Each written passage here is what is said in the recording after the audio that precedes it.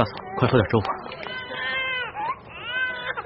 大嫂，这孩子怎么一直哭啊？是不是饿了？你快喂他喝点奶吧。哪里还有奶？我已经3天没吃东西了。不哭了，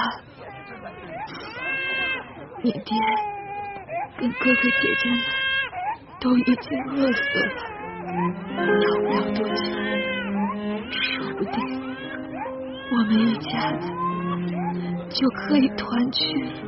大嫂，来，把孩子给我，我帮你哄。你先吃点东西吧。来，给我。好。哎呦，哦，乖，不哭了啊。谢谢小哥。大嫂，粥太烫了，先吃个馒头吧。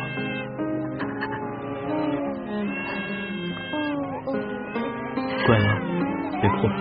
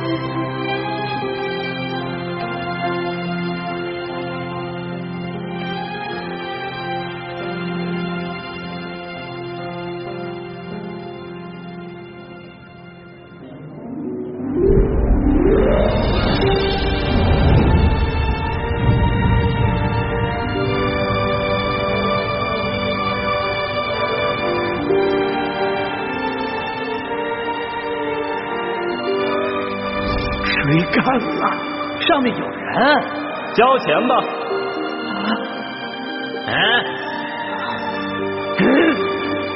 拿下！